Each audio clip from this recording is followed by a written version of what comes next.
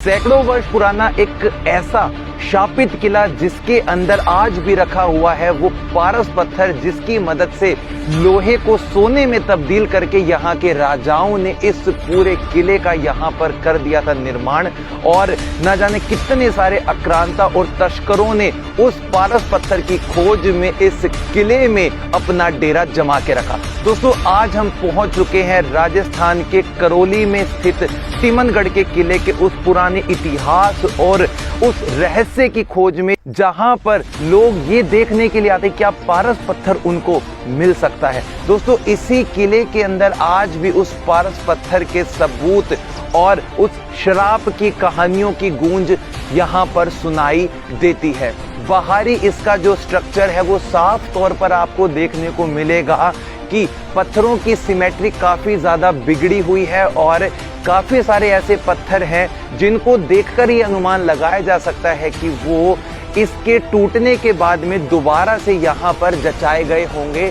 और ये इसका जो मध्य में काफी ऊंचा दरवाजा आपको दिखाई दे रहा है, इस दरवाजे के निर्माण के पीछे भी काफी अलग अलग कहानियां जुड़ी हुई हैं। तो दोस्तों, ये इसका मुख्य दरवाजा हुआ करता था इस किले में प्रवेश करने का।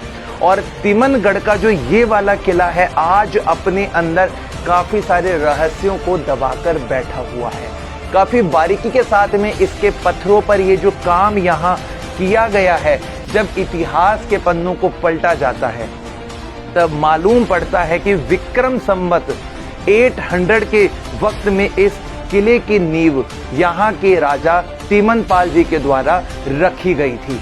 और ये वाला जो स्थान था, इस हिस्से में उनकी प्रजा और प्रजा के रहने के भी कक्ष हुआ करते थे, काफी सारे मंदिर हुआ करते थे और कुछ ऐसे स्थान थे जिसमें खजाने की बातें भी सुनने को मिलती हैं। दोस्तों, यहाँ पर ये जो शिला आपको देखने को मिल रहा है, इस पे लिखावट को जब पढ़ा गया था तभी मालूम हुआ था कि ये पूरा जो स्थान है वो 12वीं शताब्दी के समय में निर्मित है और 1105 के वक्त में इसका जो निर्माण है वो बताया जाता है। इस शिला के ऊपर यहाँ पर भी देखेंगे काफी कुछ लेख लिखा हुआ है, जिसको पढ़ने के बाद में इसके उन साक्ष्यों का, सबूतों का पता लगा था।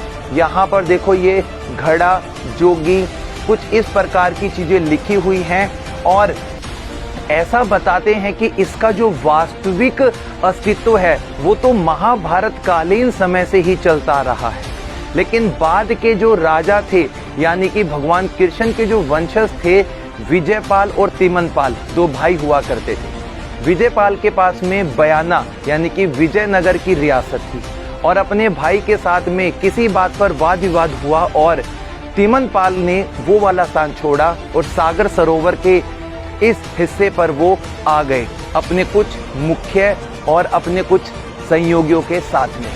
लेकिन जब यहाँ पर वो अपना पूरा राजपाट छोड़कर आए थे तो उनके पास में, कहते हैं कि राजा के पास में फूटी कोड़ी भी नहीं थी। तो राजा दर दर की ठोकरें खा रहे थे और अपने साम्राज्य को एकजुट करने के लिए आसपास के हिस्सों में जा रहे थे। तो राजा को मिले कुछ साधु संत। साधुओं को राजा ने सुनाई पूरी वो कहानी, जिस कहानी के बाद में साधुओं ने खुश होकर राजा को दिया एक ऐसा चमत्कारी पारस पत्थर जो लोहे को तब्दील कर देता है सोने के अंदर। और आज भी इस किले के इर्द गिर्द वाले हिस्से में उस पारस पत्थर की खोज के लिए न जाने कितने हजारों लोग और वैज्ञानिक तक भी आ चुके हैं। चारों तरफ आपको जो ये टूट फूट दिखाई देगी दोस्तों, इसके पीछे का केवल एकमात्र कारण है वो पारस पत्थर। और हम इसके हर एक हिस्से को अपने इस कैमरे में कैद करने जा रहे हैं। सामने की तरफ आपको इसका दूसरा दरवाजा दिखाई दे रहा है। इसका जो निर्माण है वो विगत वर्षों में करवाया गया होगा, क्योंकि मोहम्मद गौरी ने सबसे पहले यहाँ पर आक्रमण किया था, इस किले को लूटा था और पारस पत्थर की खोज में मोहम्मद गौरी इस स्थान पर भी पहुंच चुका था और इस किले के काफी हिस्सों को उसने दीवारों तक को भी तोड़ डाला था उस पारस पत्थर की खोज में। और सिर्फ आज यहाँ पर बर्बादी का वो मंजर हमें साफ दिखाई दे रहा है। जिससे हम समझ सकते हैं कि एक समय का वैभवशाली जो ये किला है आज अपनी बर्बादी की तरफ हमें दिखाई पड़ता है।